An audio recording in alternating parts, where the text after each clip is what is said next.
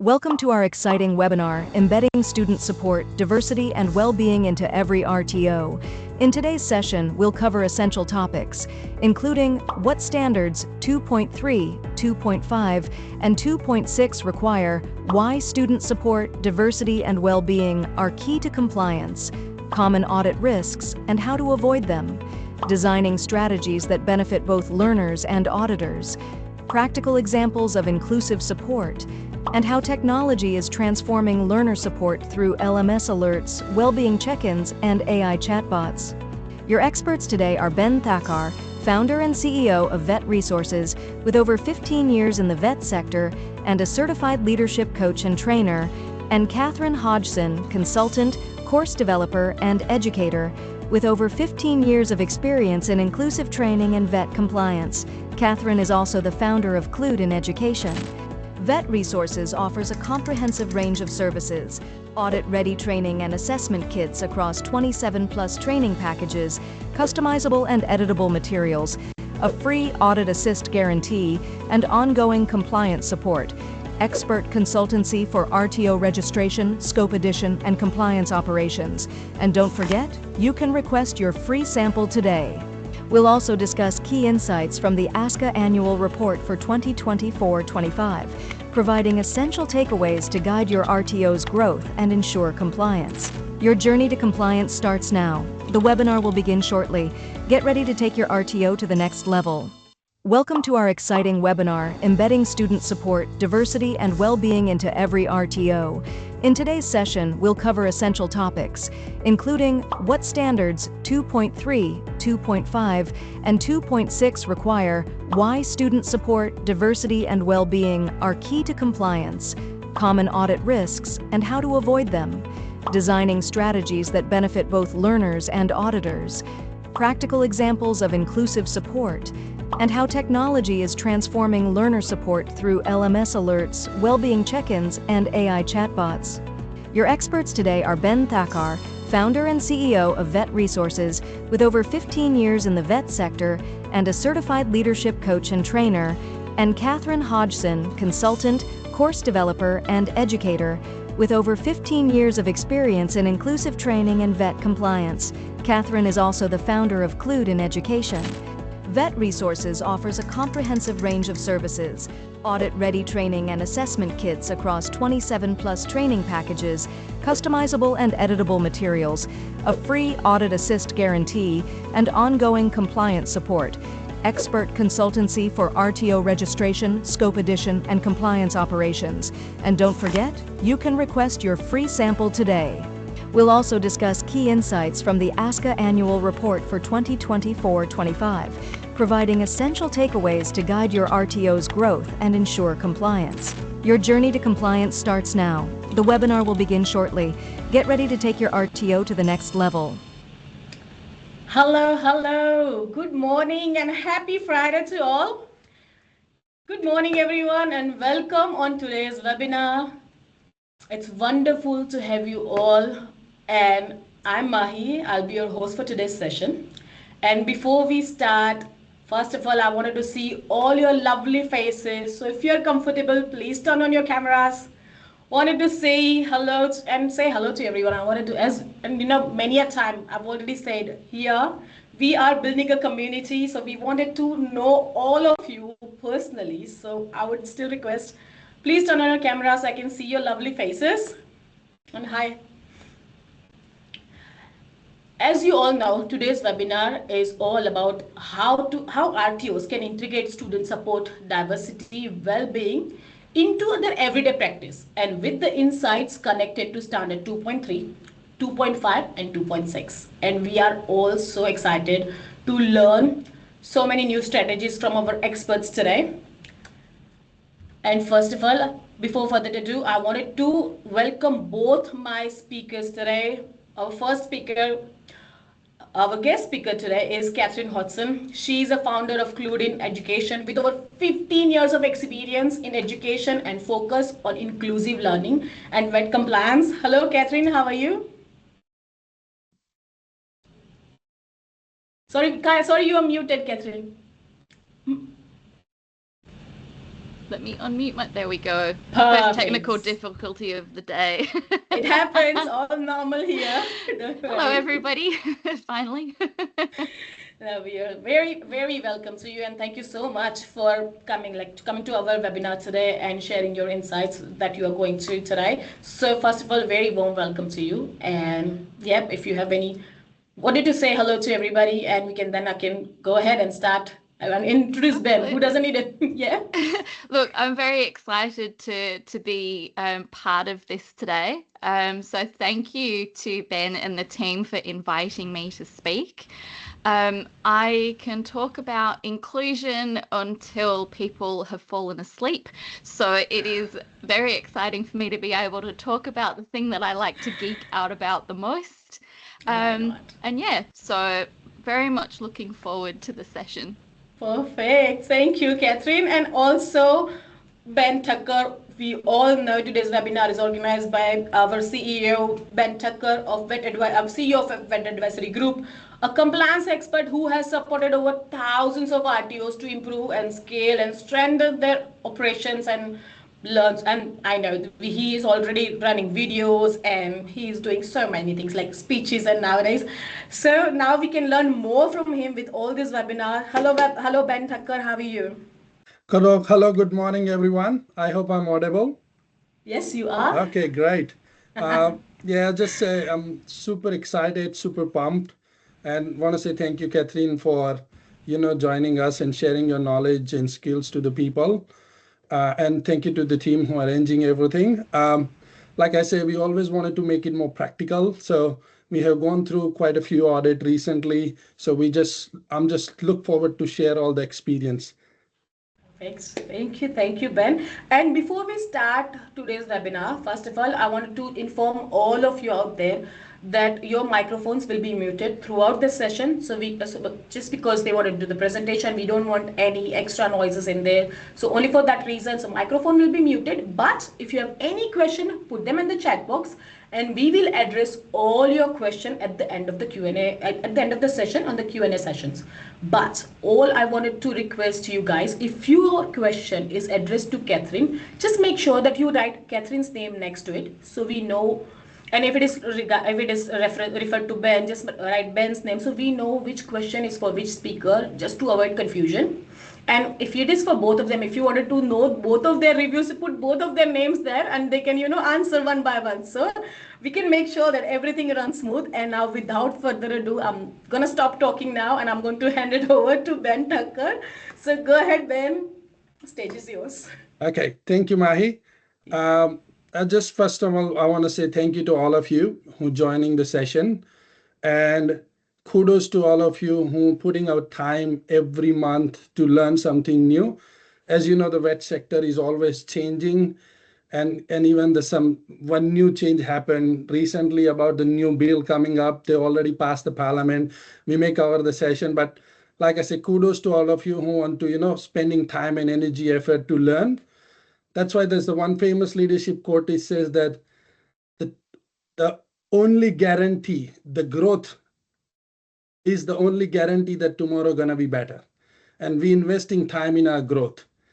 And I have no doubt that you guys gonna do an amazing job, whatever colleges, RTOs that you work for. So let me share my screen now.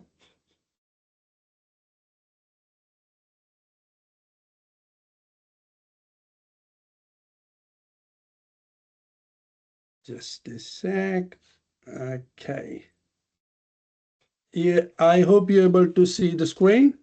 Just give a thumbs up, thumbs down, so I get an idea. All good? Done. Okay, so this session, we're going to cover up, as mentioned, that new ASQA annual report 2024-2025. So I'm going to give you some insight. I hope you read through all the 200 pages. If not, then I'll digest for you important part. And what are the major root cause that ASQA identified that why RTO fail? So that's the second point. The real cost, what happened when system collapse. Leading the change, how we can build the self-assured RTO. And then we're going to discuss the compliance requirement of standard 2.3, 2.5, and 2.6. I'm just going to cover briefly what compliance requirement, and then Catherine going to explain in much more detail, more practical way with the lots of example, because that's the area she's master at it. And then we have a open discussion poll inside after that. So there's maybe 1 or 2 polls to get some idea. So let's get started. So this is 2024-25 report, ASQA annual report. The number one thing is 78% RTO audited, found non-compliance. That's a staggering number, and we will discuss that what are the major areas that RTO fail during that period of time. 25,500 plus qualification canceled. You probably know that there are many things happening. There are many colleges been canceled, the certificate been canceled. So there are significant shift we're seeing in this last 12 months from ASQA in terms of canceling the qualifications. And therefore, as an RTO, even if you have a trainer, you need to check they're not part of that. Otherwise, it will create a trouble to meeting the trainer requirement. 2.6 million infringement penalties already been issued. And I think I was writing a blog about different infringement that aligns, even if the marketing is misleading, that can cost up to 6,000 to 12,000 of fine. So there are a range of things. We might tag the blog after this, you read through it. There are way different types of infringement can be done. And now I think what we're seeing that ASQA always has that power, but now they seems to exercising that more. And what we're seeing that this gonna go upward in the future. I was one of the incident that I record that the RTO did not submit the annual data, and they were having a 19,800 infringement notice. One of them were by mistakenly marketing the superseded qualification. They got 50,000 fine. So this is happening, and that's why we just need to be mindful that we always meeting the requirement. Otherwise, it's not only the non-compliance, it also a cost as well. 87 provider sanction and 138 suspension. So based on their due diligence and things. 79% investigation linked to fraud, falsify evidence, or a ghost college. So they're collecting the information from range of avenues. Number one is from their tip-off. Number two, they also review the market. They also have their due diligence system and people. They have a whole team who are constantly checking what is happening. And that's why they identify that this could be a potential investigation issue, and that's how it triggers everything. So the data is no longer just a statistic, it's a mirror, and ASQA already knows about this.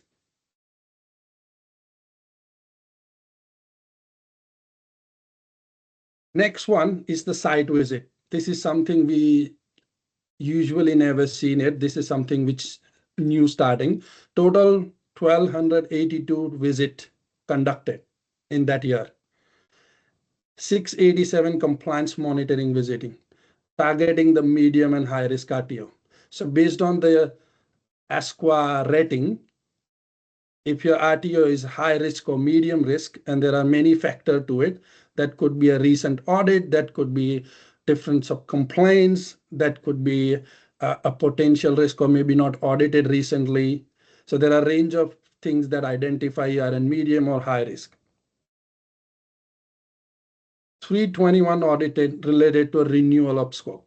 So there was a renewal, 157 investigation visited triggered by a compliance or intelligence.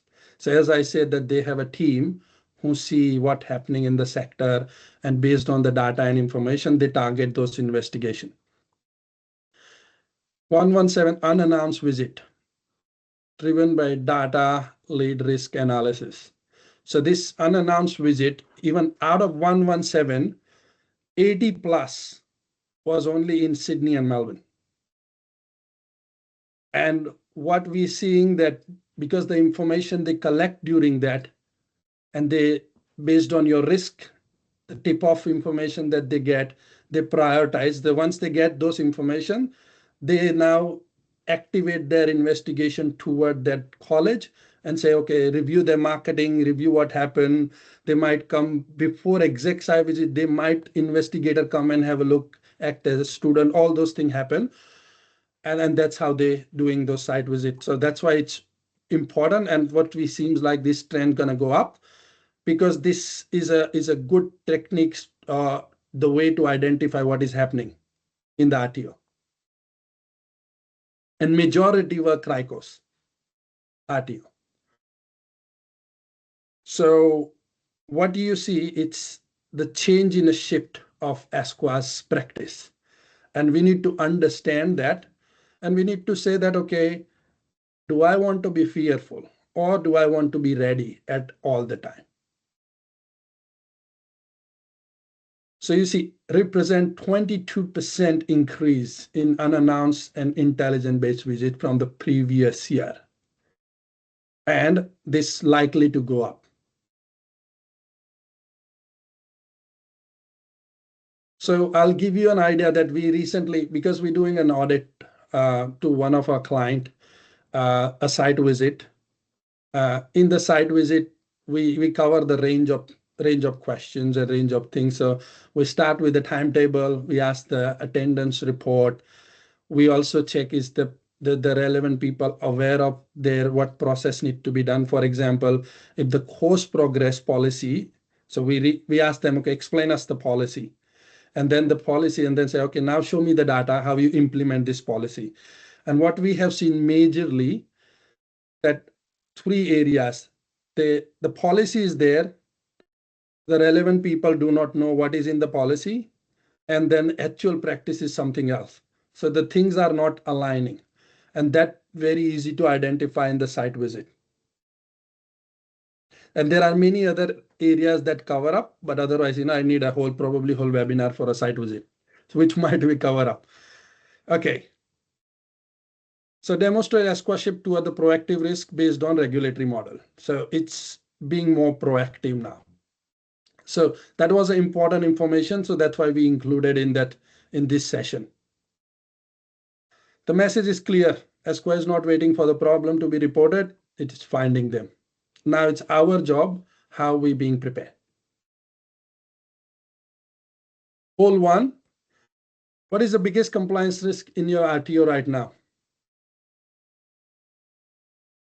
So there's a poll on your screen. If you can just click, so we get the idea as well.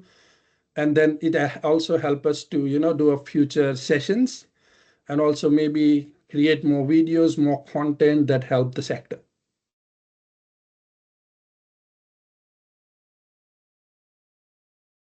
Ben, you need to turn your camera off and on again. We cannot see you. Okay, let me. Yes.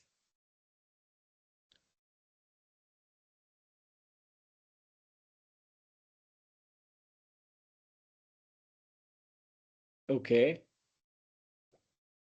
34% of the people are saying assessment tools, 12% trainer capability, 25% record keeping, self-assurance systems. Okay.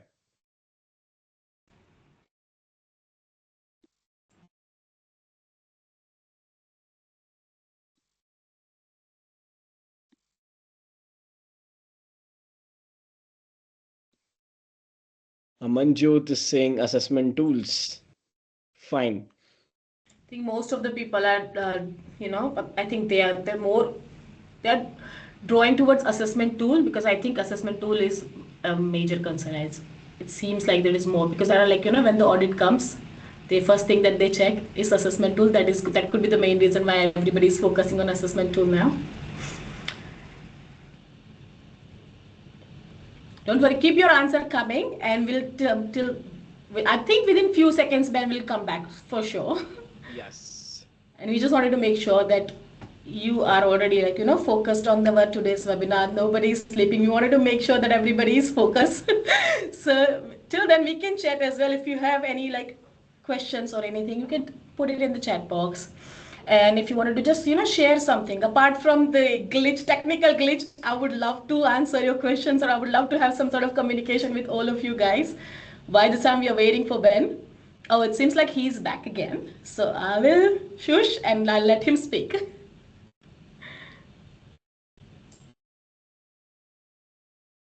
You can see my screen, guys? Yes. And okay. poll, so many people has responded on your poll as well. So okay, you can great. Yeah, perfect. So I think we got the poll result, 40% people assessment tool, 11% trainer, record keeping, self-assurance, 23%. Great. Thank you guys for the information. And I'll cover the more detail about the self-assurance and other things. Okay, the root cause behind it, and then this is what we got it from ASCO annual report. That major 4 or 5 factor. What are those 4 or 5 factor? Why those 79% RTOs fail? Number 1 was weak self-assurance system. So I was having an audit last week. I was talking to our managers because this is a big organization. I think they have 3,000 plus students. And I was talking to them, okay, can you tell me about your self-assurance system?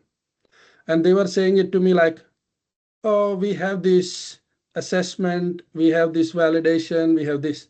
I said, that is your process. But how do you self-assure that your team or your system actually working fine? And then they didn't have any clue. So imagine that if we're doing all the normal process, like doing an assessment, doing the validation, doing the pre-validation, that's not the self-assurance. The self-assurance, a word itself says how I self-assuring that all the process is actually working fine. That could be our internal audit or a spot check, or external person come and have a look. Or maybe you can have a monthly checkup that, okay, let me check is our enrollment team is doing the right thing or not. And you have that structured process to checking that, okay, I'm now self-assuring myself that am I doing a good job or not.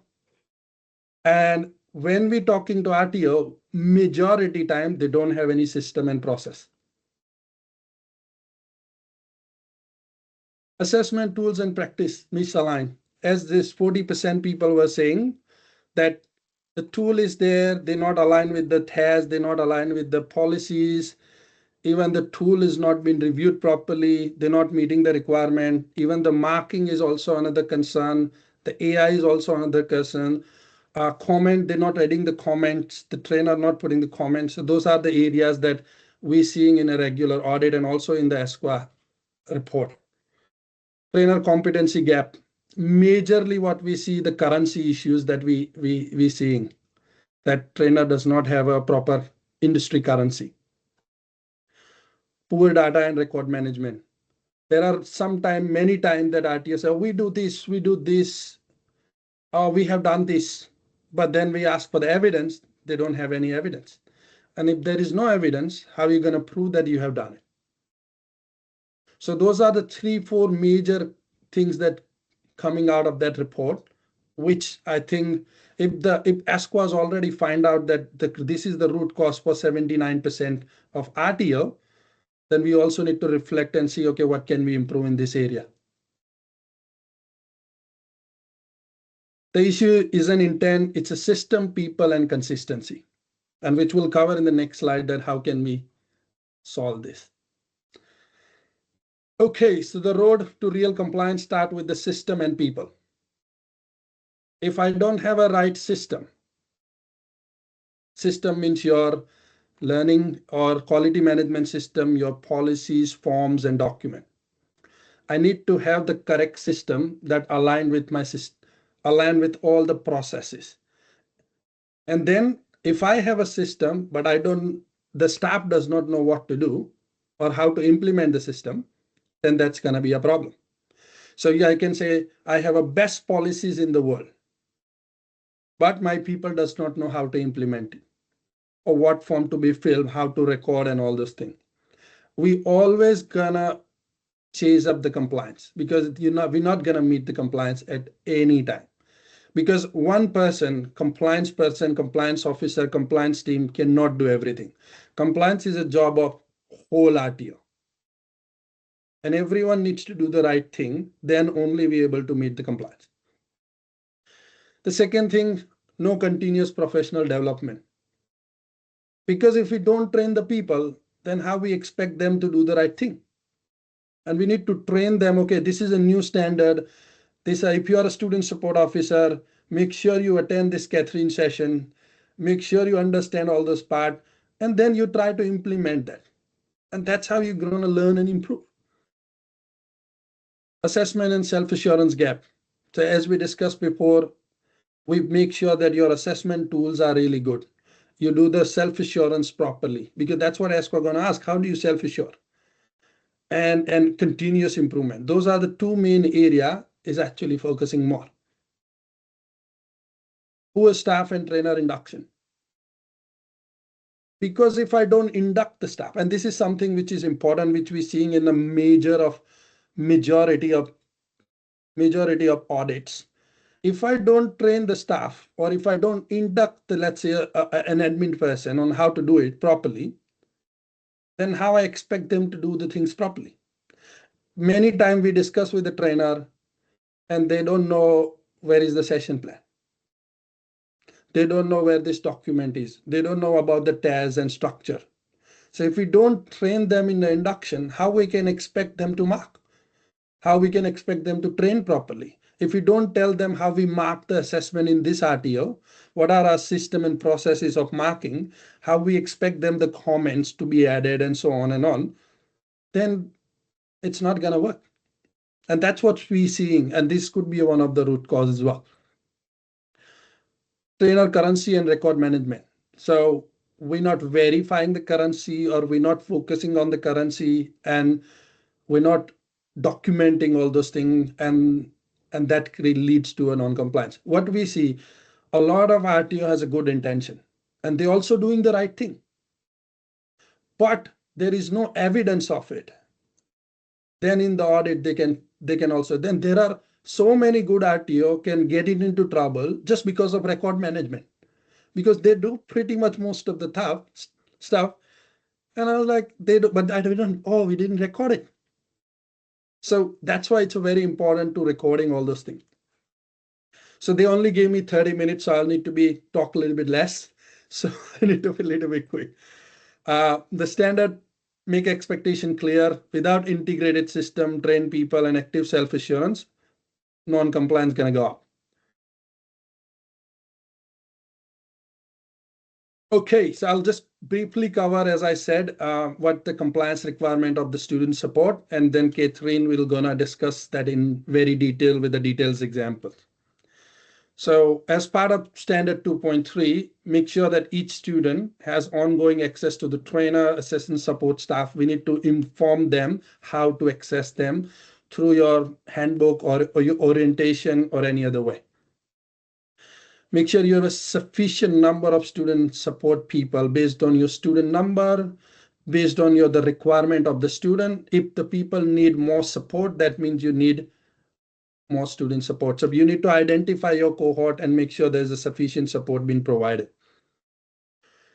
Clearly communicate who to contact, when and how for help, because many times we see that the student does not have clarity who to contact, when and how.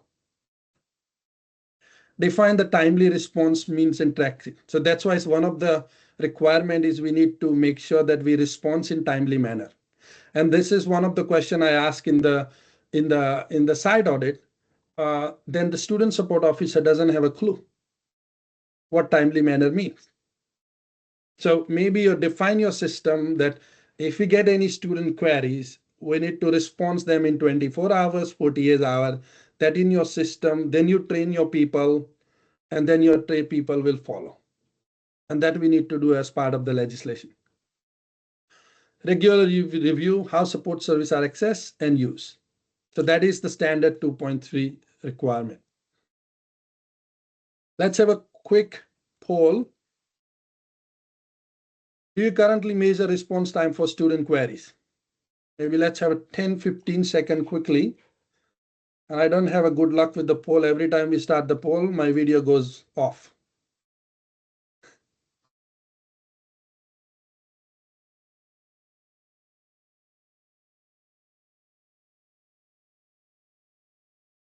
Great, I can see a great response. 60 people responded already. 33% says yes, 30% partially, 28% no, 5% people unsure. So the people who say yes, we're doing it. I will appreciate if you put some of the information how you do it in the chat. So all our community learn from you, and we all learn from each other. Okay, let's move to the next slide. Lesson from standard 2.3, 2.5, and 2.6. So this one is about 2.5. Apply. Go back. My apologies. We need to apply a reasonable adjustment for the learner with disability and access need. So there are different ways we can reasonable adjustment. I think it depends on the student. Sometimes they need more time. Sometimes they need more support. Sometimes if they're not able to write it down, we can take verbal. So there are different ways reasonable adjustment done. And I'll make sure that Catherine going to cover more in detail.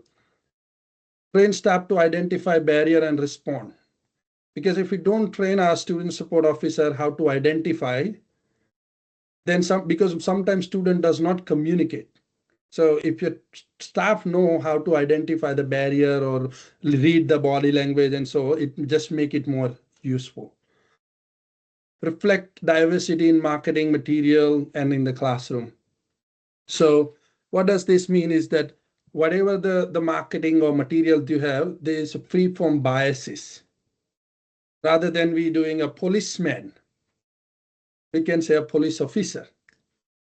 This is saying a fireman, we say firefighter. So it's not a bias toward the men or any of those things.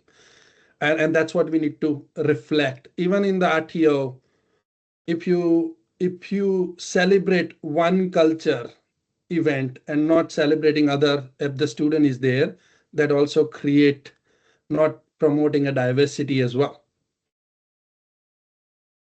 Build inclusive teaching practice that respect culture, language, and gender. So that probably, if you cover up in the induction with the teacher and all this part, it will follow. And then you just need to monitor.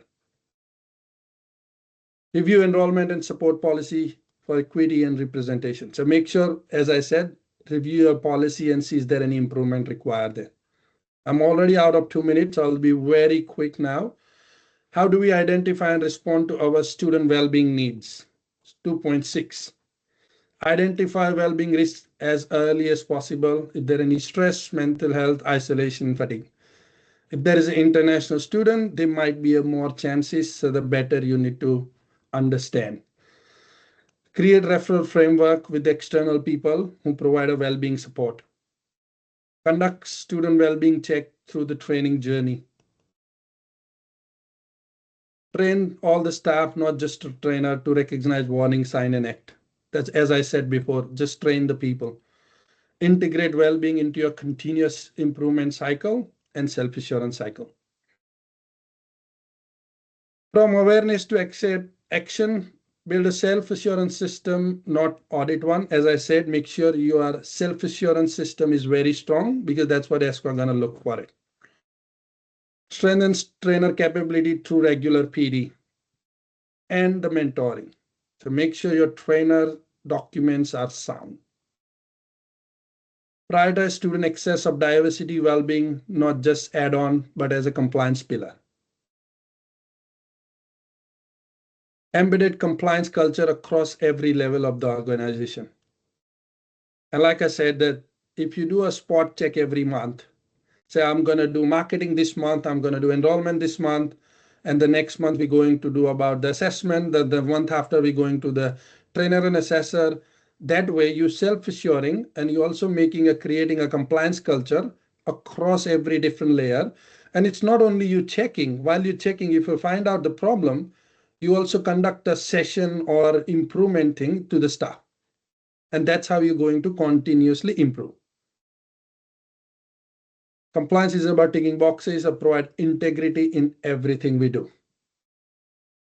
So thank you so much. I know it's a little bit rushed, but I did have only 30 minutes. The team only gave me. Next time we'll probably get more time, but I hand you over to Catherine. So thank you so much, guys, for.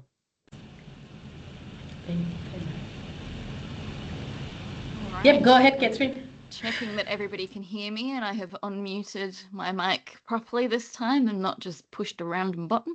Okay, let me just set up so that you can see what you need to see. Oh, buttons have moved. Okay, there we go. Share. Can we have more cameras on, please? Ben's presentation was really alarming and informative at the same time. But before Catherine starts, just to motivate her even more, if you can have more cameras open, that'll be even more perfect. Feel as alarmed as you like. All right, now can I just check that people can see the presentation? Wonderful. Because I don't actually often present in Teams, and I completely forgot that Teams doesn't show me what other people can see. So it gets a bit, oh my goodness, can everyone see? Okay, alrighty, I will make a start. Some very, very insightful statistics, and definitely some very alarming statistics from what Ben just said a little bit earlier. So hopefully I can help to provide some information and guidance that might help to ease that alarm a little bit. But before I get into things, I would like to acknowledge that I am on Wajak Noongar Budja and pay my respects to elders past and present, as well as emerging leaders. I'd also like to extend that respect to any First Nations, Aboriginal and Torres Strait Islander people who are joining us in the session. So the focus of our session today is embedding student support, diversity and wellbeing into every RTO. And we're going to be focusing on what we can learn from this, or learn about this from outcome standards 2.3, 2.5 and 2.6. But before we begin, I would like us to just do a little bit of a pre-reflection, just so that everybody can connect their own experience to the content of today's session. We talk a lot now under the new standards about reflective practice. And when we reflect, it's important that we don't just reflect after the fact, but that we also take some time to pre-reflect so that we can actually connect with what we're learning as well.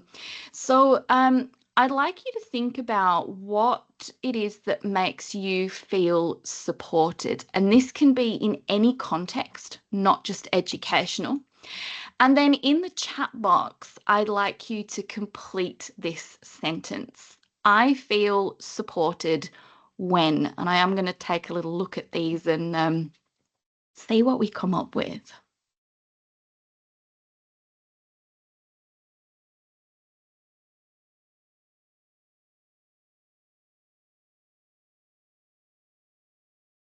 Oh, there's lots of chats I haven't seen.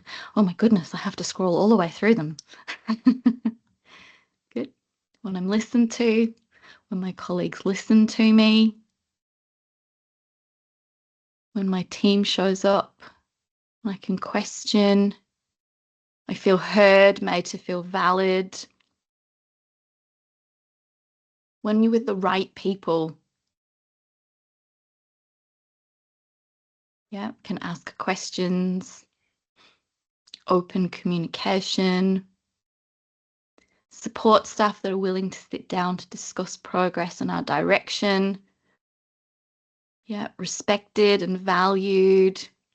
Lots of comments about feeling listened to, the ability to ask questions. When there's consistency, absolutely, when we know exactly what to do and how to do it and how that response is going to be, you know, what kind of response we're going to get from that, the support that we're going to get. Yeah, when you know what's happening, yeah, you've got a clear direction, given all the information required to do my job. Gratitude, absolutely. When I'm left to get the job done, yeah, trust. Trust is a huge thing in feeling supported. Absolutely. Yeah. Okay. Well, thank you very much for those of you that have completed those. I'm glad that you're making those connections, because a lot of those things that you've brought up are actually things we're going to be talking about in the session. So we're already thinking along the right lines, which is always good news. So maybe not quite as alarming as Ben's part of the presentation. Okay, so now I do a lot of PD and consultation work on inclusive practices, among other things, but primarily on inclusive practices. And I always refer back to, I like to try to boil inclusion down to 3 key principles. So students must feel safe, valued, and listened to in order to fully engage in learning. And if we can achieve that in our RTOs, in our learning environments, then the data, the engagement, the retention, the outcomes, all of those measurables, they all follow. So we're going to start the session with unpacking safe, valued, and listened to, what they mean, what they look like in a learning environment context. And then we'll move on to how they connect directly to the intent behind outcome standards 2.3, 2.5, and 2.6. So often people will say to me, oh, why safe, valued, and listened to? Well, when learners feel safe, valued, and listened to, they develop a sense of belonging, right? And we talk about belonging as being so crucial in any walk of life, not just in education. It's really important that we feel that we belong. And belonging then leads to engagement, because we feel safe to belong. And then because we've engaged, we then experience success. So you could think of the words safe, valued, and listened to as being the emotional infrastructure of quality training and assessment. They might not appear on, your checklists or your dashboards to, your audit dashboards and things, but they absolutely show up in your outcomes, in your student feedback, and in your organizational culture. So let's start picking these 3 concepts apart, and let's start with safe. So when we talk about feeling safe, it isn't just about physical safety, right? And physical safety absolutely matters. We need to be physically safe. But it is also about psychological safety and cultural safety, as well as that physical safety. So just to make sure we're on the same page about what these terms are, because they're thrown around a lot, but it's really important that we really have a good understanding of what they actually mean. Psychological safety means that our learners feel comfortable to speak up, to ask questions, to make mistakes, and to share ideas without fear of being embarrassed, of rejection, or even of punishment. And interestingly, in the chat box, that they were quite a lot of the things that you were, mentioning about when you feel supported. A lot of those things were safety related, psychological safety related. So psychological safety is about creating an atmosphere where people trust that their voice will be respected, even if they're incorrect or uncertain, and especially in a learning environment, right? In order to learn, we have to take risks. And so we need to know that when we're taking those risks, we're being respected. And so in a psychologically safe learning environment, students feel confident to participate because they know that the response will be a curious response and not a critical one. So then cultural safety means that learners can express and maintain their cultural identity without a fear of bias or judgment, or that, having to fit in, right? That fitting in that we all probably experience very chronically as teenagers. I don't know anybody that wants to be a teenager again.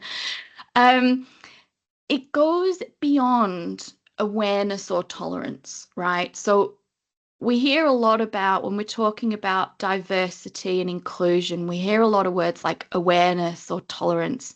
They're very, very surface level things, right? Inclusion isn't awareness or tolerance, right?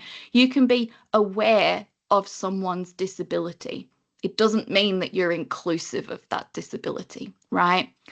Same as you can be aware of somebody's culture, it doesn't mean that you're accepting of that culture and accommodating to that person's cultural needs. So cultural safety is about creating learning spaces that respect, that include, and that respond to the cultural needs and experiences of all of our students. And in a culturally safe environment, no one feels that they have to hide who they are in order to belong.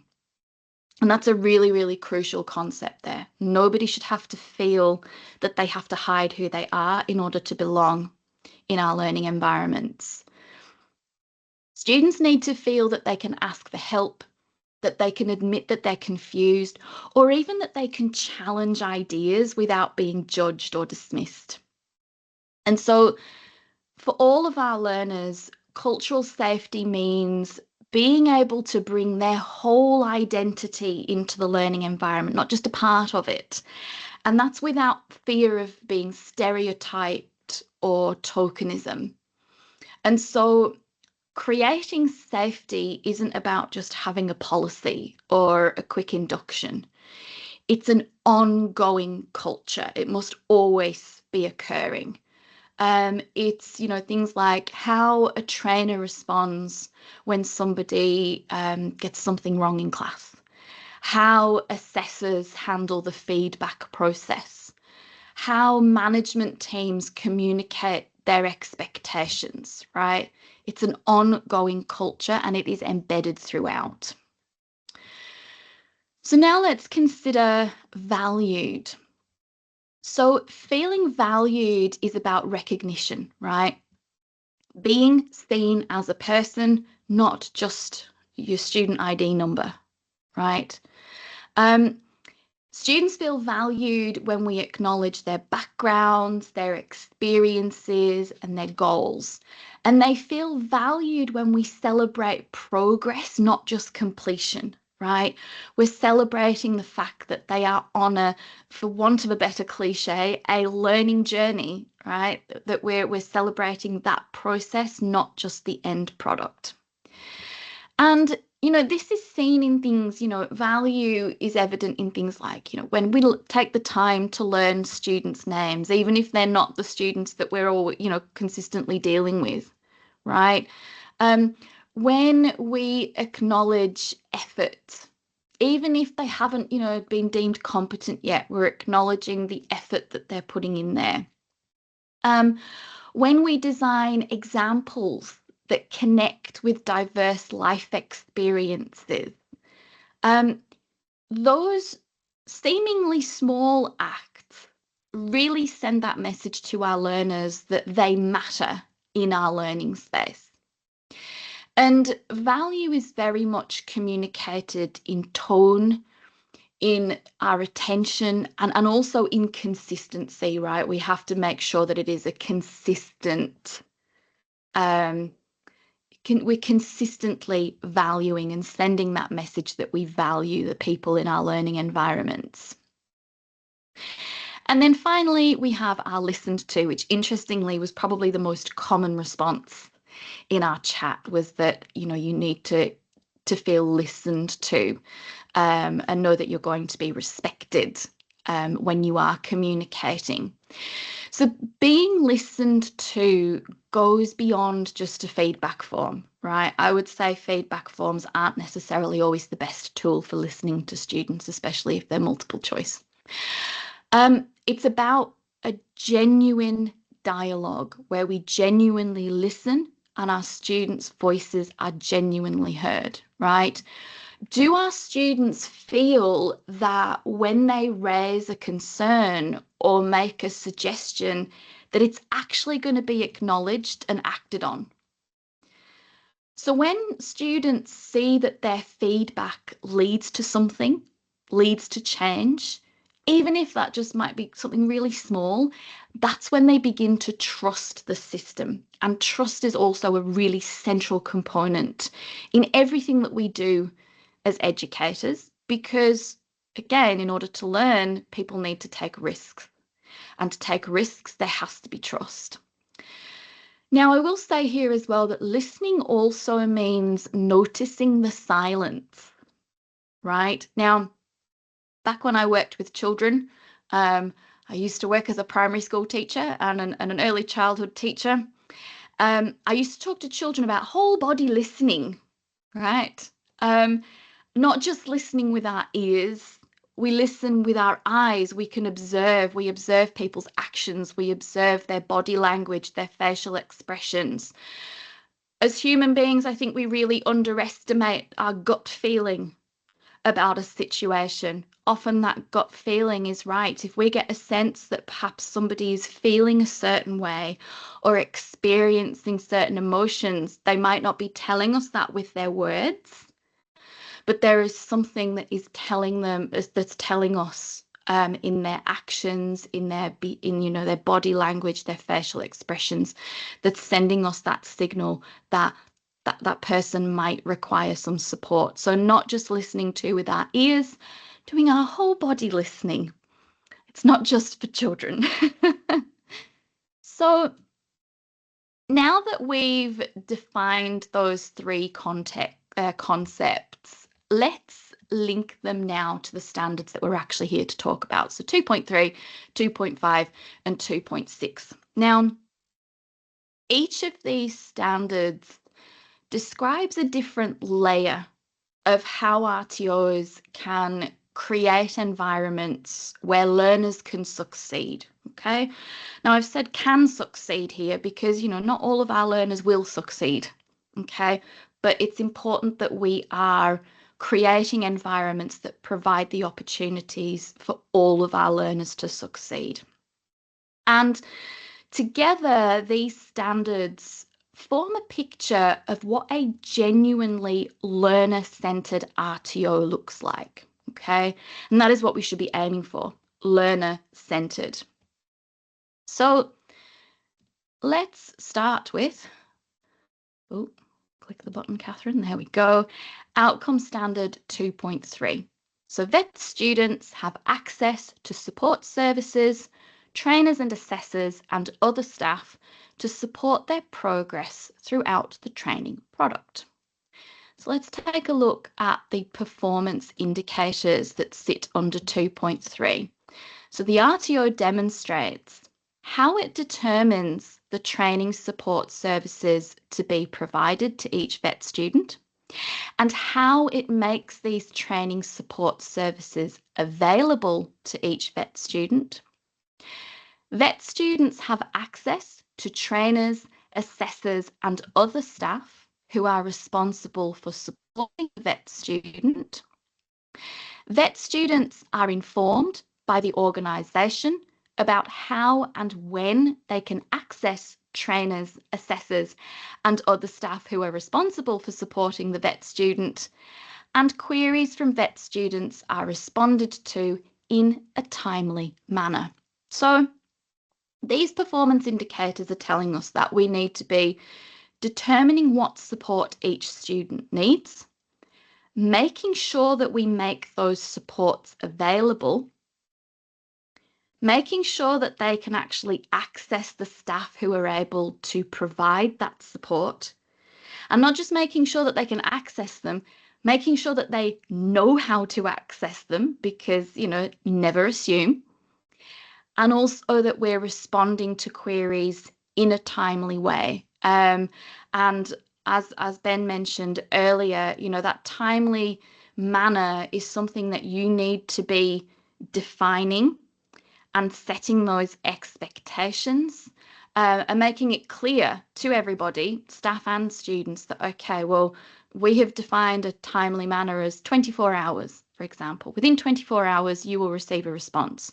And everyone's aware that within 24 hours, there will be a response. It might not necessarily be a resolution.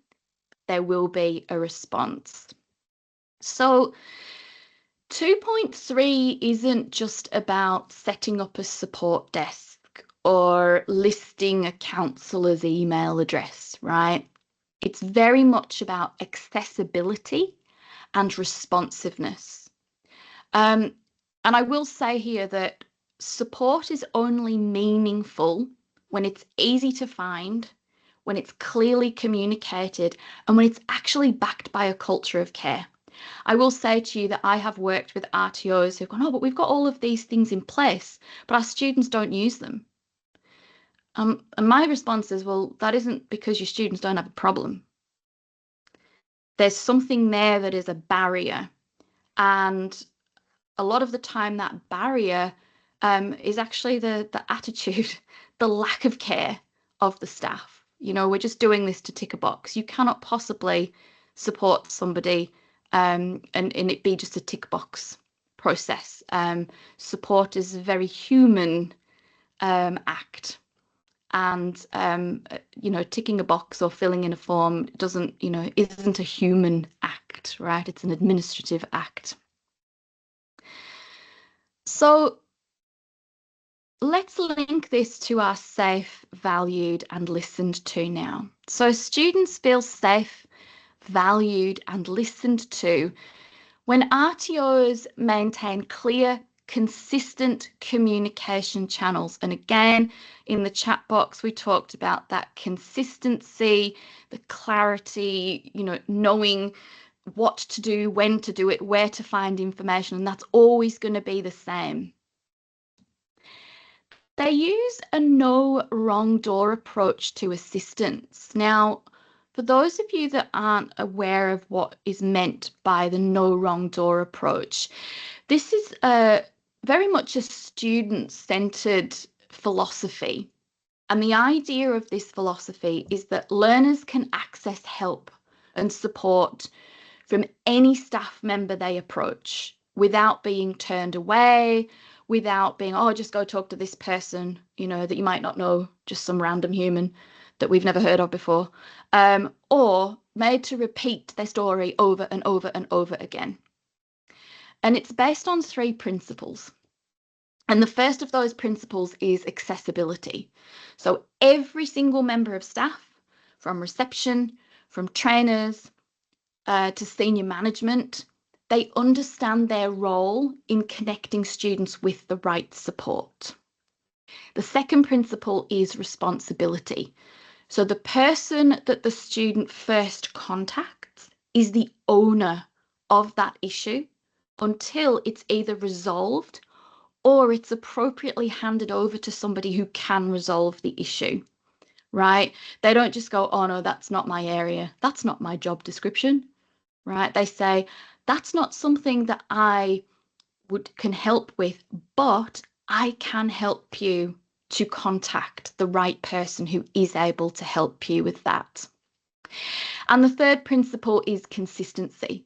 So regardless of who a student approaches, the experience is respectful, it's efficient, it feels seamless. You know, the student is confident that the person that they're speaking to has got their back, right?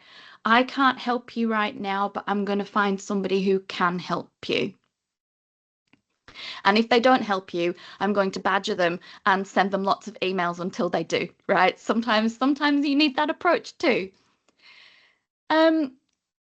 Students also feel safe, valued, and listened to when we respond promptly to queries and concerns, and when we ensure that trainers and staff are visible and approachable, okay?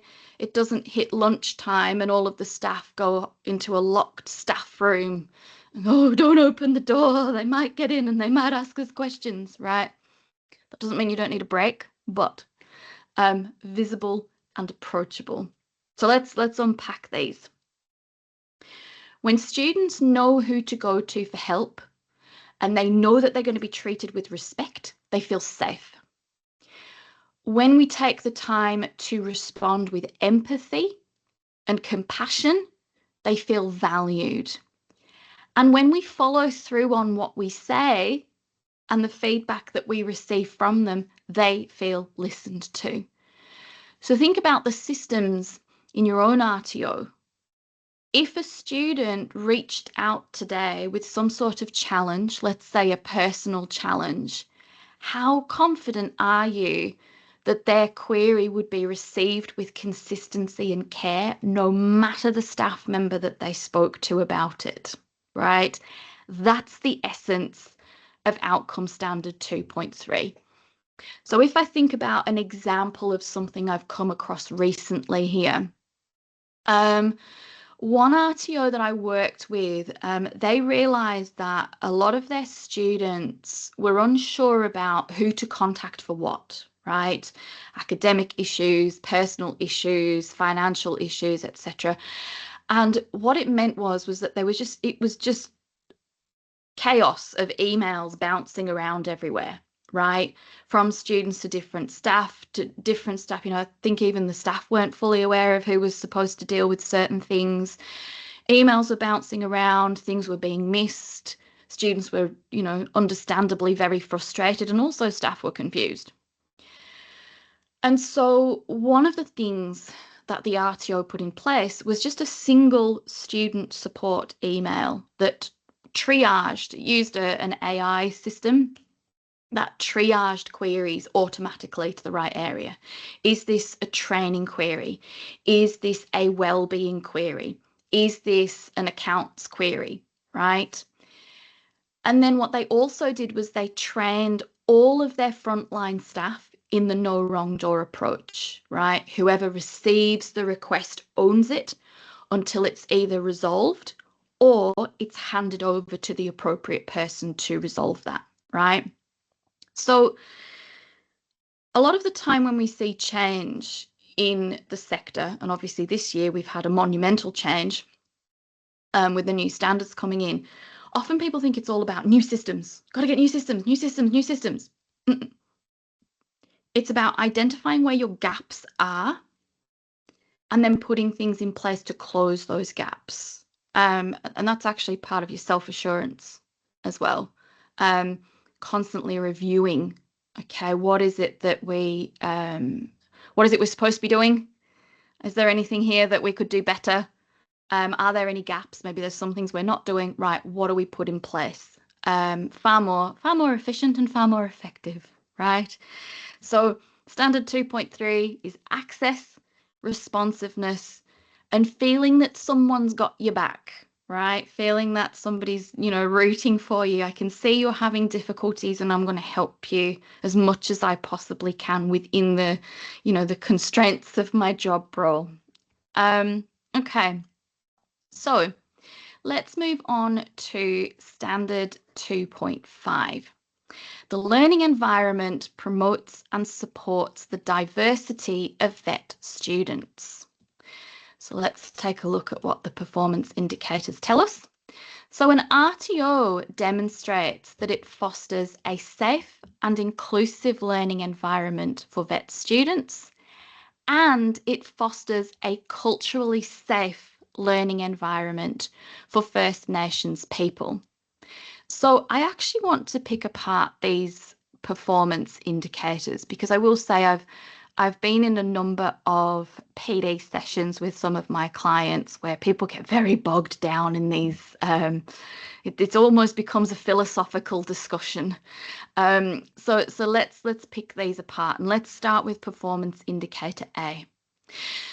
So performance indicator A is telling us that as an RTO, we must actively create conditions where all of our students can participate without discrimination or exclusion, right? And it's more than just that, but they're not unsafe, right? It's about being deliberately inclusive. In order for us to be inclusive, we have to act with intention. So some things that you should be either putting in place or have in place, policies and practices that prevent discrimination bullying, harassment, and they also outline clear processes for managing incidents, because just having the policy there doesn't mean it doesn't happen. You need to make sure that you've got very clear processes for managing it when it does. Inclusive curriculum design that recognises different learning needs and perspectives. And I know that within the scope of this session, we're not dealing with 2.4 here in terms of reasonable adjustment, but I am happy to take questions on that at the end if it is something that's sort of triggered questions as we're going along here. Accessibility measures such as providing our reasonable adjustments, using plain language, sticking the captioning on YouTube videos that we're showing in class, offering flexible assessment methods where appropriate. Sometimes it's not always appropriate, but where we can. Staff training so that everybody, not just trainers, right? We're gone are the days where only trainers got the PD. Everyone needs the PD. That everybody understands inclusive principles and their role in applying them. And then making sure that we have feedback mechanisms in place where students can safely raise inclusion concerns and see them addressed. And I will say that this is an area that RTOs really need to think very carefully about, because for many people who have accessibility needs, often they will hold back for a long time in communicating those accessibility needs, because often the response that they're met with when they do is very negative. Or they have to justify and explain, and sometimes it's like, I just don't have the energy, I'm not going to do that if I don't have to. So I will say that that is something that absolutely needs to be considered here.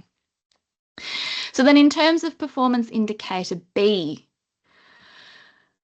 this is telling us that RTOs need to make sure that Aboriginal and Torres Strait Islander learners can participate in education without feeling pressured to hide or defend their cultural identity.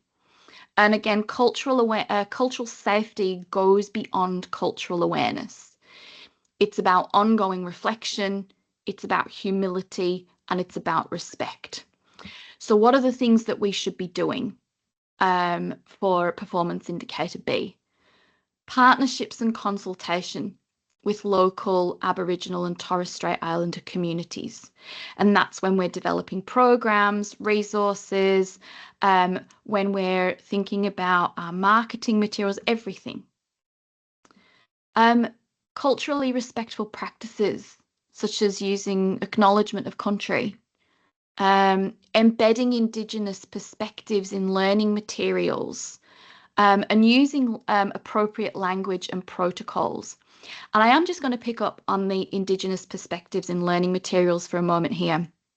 I used to train quite heavily within the CHC package, and I would get very, very frustrated that many of the examples, if not most of the examples that would be used in learning resources that pertained to Indigenous people were very negative. And it really did not ooze cultural safety, shall we say, for First Nations people. So this is why it's really important that we're embedding these Indigenous perspectives in consultation, not just making an assumption. Cultural representation, so making sure that images, examples, and stories reflect First Nations people in authentic, contemporary, and empowering ways. Also addressing our staff capability, making sure that our staff are trained in cultural responsiveness, and also providing them with opportunities for reflection on bias, privilege, and historical context. And then also making sure that there is support and advocacy for our First Nations learners. making sure that they have access to relevant support officers, mentors, liaison staff, etc. So let's link this in with feeling safe, valued, and listened to. So an inclusive RTO helps learners feel safe, valued, and listened to by using inclusive and respectful communication, using learning materials that reflect real diversity, have culturally safe spaces, create and facilitate those culturally safe spaces, and support staff through professional learning, especially in intercultural and trauma-informed practice. And I do want to take a minute to just pick those apart for a second as to why they're important. So both intercultural and trauma-informed practices are absolutely crucial to creating learning environments where students feel safe, valued, and listened to. So let's start with intercultural practice. So intercultural practice means that recognizing that people's communication styles, behaviors, their expectations are shaped by their cultural backgrounds, and responding to this with curiosity and respect rather than assumption or judgment. Just because that's not the way that we choose to live our lives doesn't mean that it's not the right way of living your life, right? When staff build intercultural capability, they're able to communicate more clearly with students and with their colleagues, with everybody. They avoid misunderstandings that can lead to students feeling excluded, and they create learning spaces where all cultural perspectives are respected and represented. So if I was to put that in a nutshell, intercultural awareness helps staff value difference as a strength rather than a barrier. So now for trauma-informed practice. So trauma-informed practice means understanding that some learners may have experienced trauma, whether that's through displacement, violence, discrimination, you name it, right? And recognizing that these experiences can affect how they learn, how they behave, and how they interact, right? So when staff take a trauma-informed approach, they prioritize that emotional and psychological safety that we talked about earlier. They avoid triggering environments or training strategies, and they focus on empowerment, choice, and trust. So in short, trauma-informed practice ensures that learning environments don't unintentionally re-traumatize students, and instead they promote stability and confidence. So if I was going to give you an example here, I actually, when I was working as a head of studies years ago, I had a member of my team that had a student that had a real emotional outburst in class, and it really threw him. He'd never had this before. He said, I don't understand what happened. She got very upset and stormed out, and some of the other students didn't feel safe, but I don't understand what happened. And on investigations, conversation with the student, etc., it turns out that this student had experienced an awful lot of trauma. She'd experienced trauma from war. She actually came to Australia as a refugee, and the training practice of asking questions to students was something that triggered that trauma and made her feel very unsafe, and inevitably that was where the emotional response came from. So that's just an example that I can think of off the top of my head with this. So when our learners walk into a classroom, and that could be physical or virtual, not that we walk into a virtual classroom, but you get what I mean. And if they see themselves represented in the examples that we use, in the imagery, they feel safe. When their culture, background, or lived experience is treated as an asset, not as an afterthought, they feel valued. And when their voices are invited into curriculum design or feedback processes, they feel listened to. And I will say here, if I'm totally honest, diversity work can sometimes be very tokenistic. And that is when it's policy driven rather than people driven, right? It has to be people driven. So I'd like you to consider this question, maybe even write it down and take it away and really think about this. How might your RTO move from representation to relationship? Because it's our relationships with students, with staff, with communities that bring diversity and inclusion to life, right? That's what makes it work. So finally, we have Outcome Standard 2.6. The wellbeing needs of the vet student cohort are identified and strategies are put in place to support these needs. So in terms of our performance indicators for 2.6, the RTO demonstrates it identifies, by reference to the training product content, the wellbeing needs of the vet student cohort and appropriate wellbeing support services, and it advises the vet student cohort of the availability of wellbeing support services and any organisation students can contact or additional action students can take to support their wellbeing. So this outcome standard is very much about being proactive, identifying wellbeing needs before they become barriers. And I will say that for many RTOs, the opinion can be that it's outside of their remit, right? We're not here to train. We're here to train. We're not here to train. Goodness, that would be a problem, wouldn't it? We're here to train. We're not here to be psychologists. We're not here to counsel, right? But well-being isn't separate from learning. It's foundational to it. We can't expect engagement or competence from someone who's anxious, who's exhausted, who's unwell, right? Think about Maslow's hierarchy. That's the thing we get hit with a lot in education.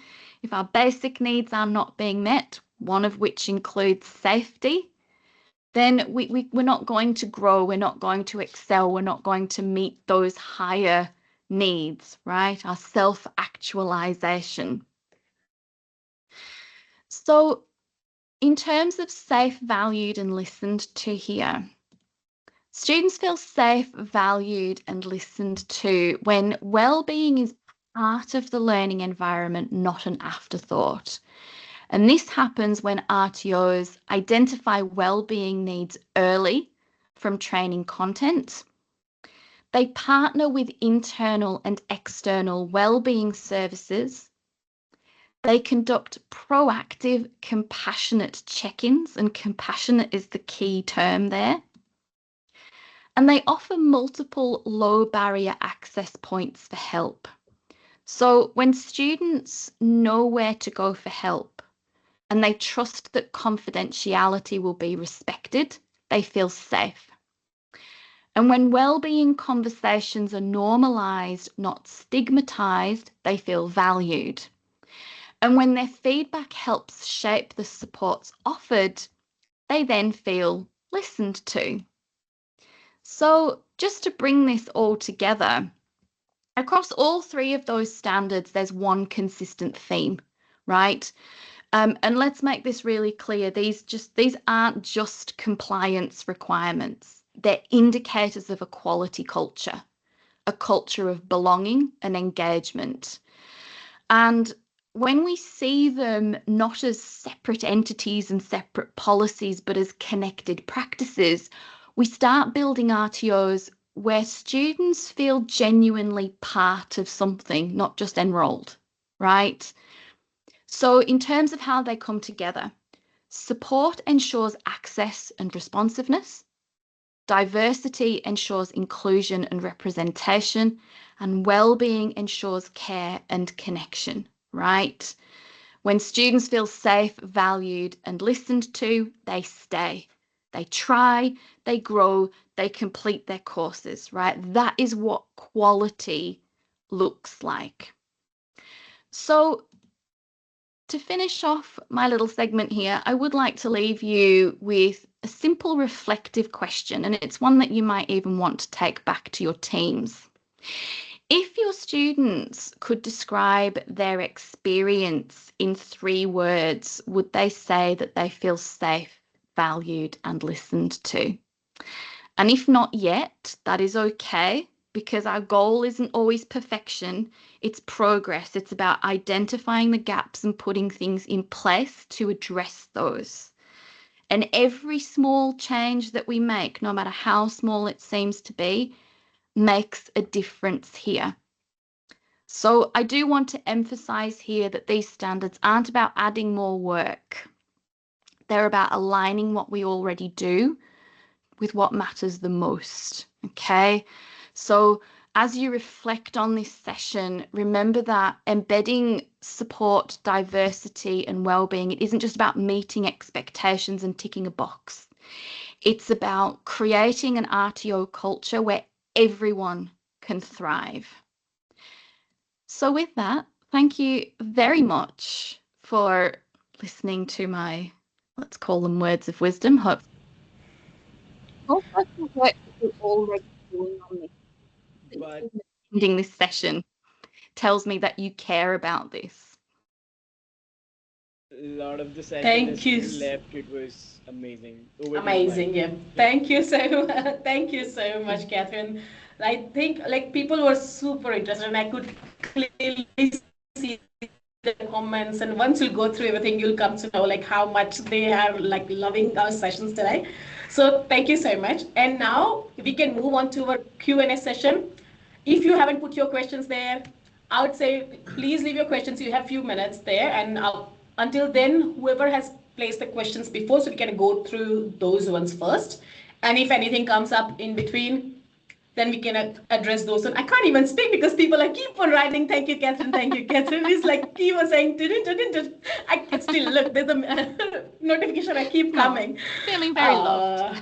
Yeah, of course. And So, just before we conclude our session in the last 10 minutes, I would really want to acknowledge Sir John Prince of course, Price price. to Yeah. be with us.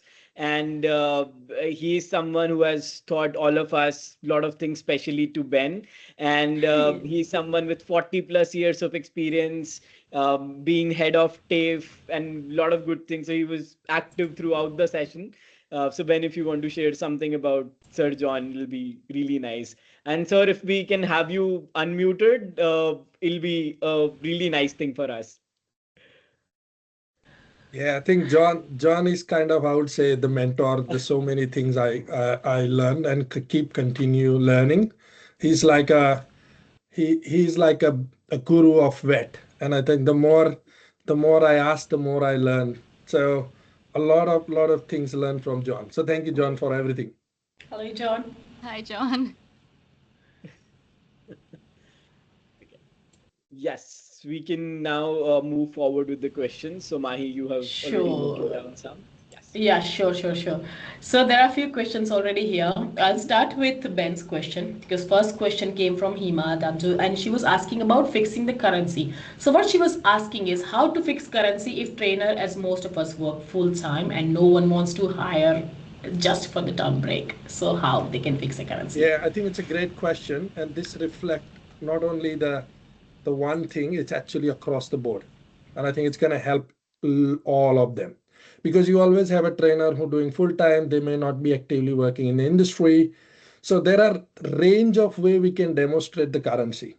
The one way is, yes, they are working either a full time, part time contract. That is a one way.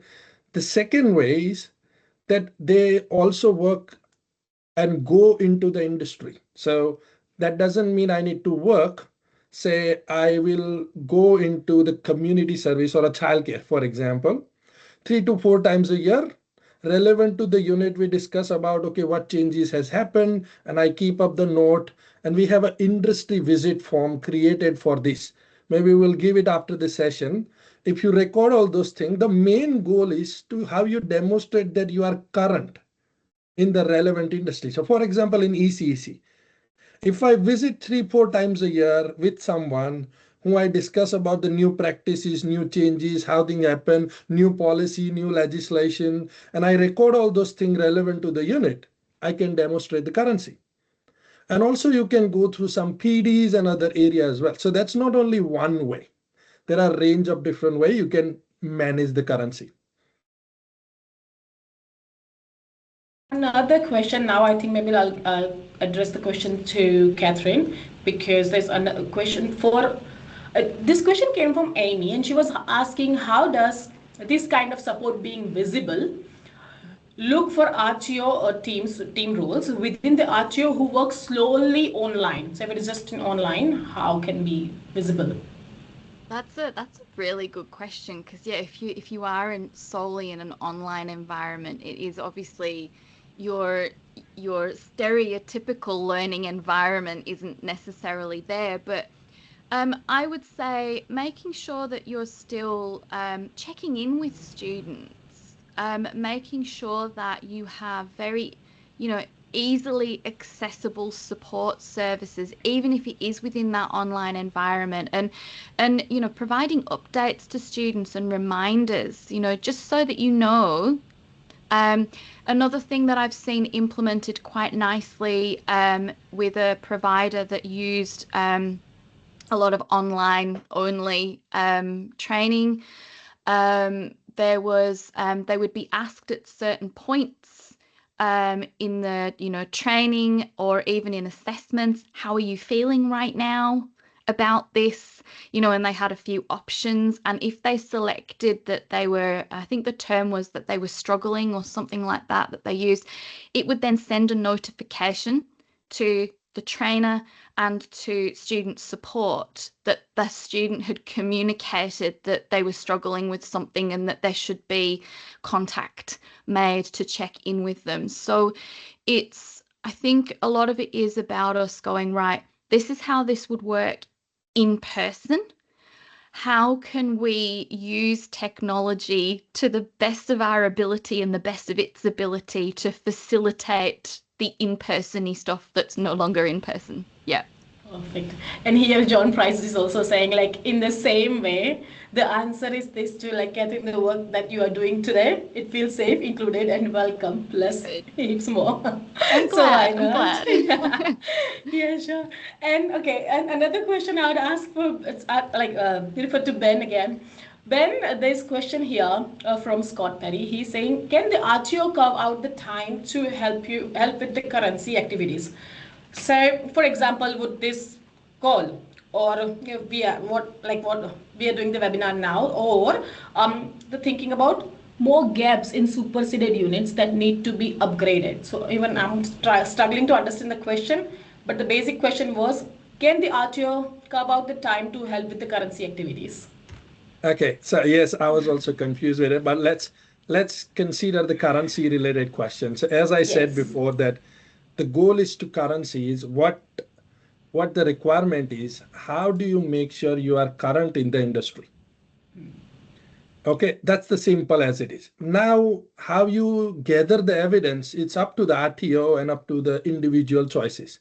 As I said before, the number one is, if they're working on a part-time within industry, very easy way to cover up. Even if I'm working on a contract basis, for example, if I'm a painting trainer, certificate 3 in painting, I have my own painting company and I'm doing a contract work. It's easy. If you don't have any of those options, you can also do sometime voluntary work as well, that to be in the industry. You're not getting paid for it, but you're doing that.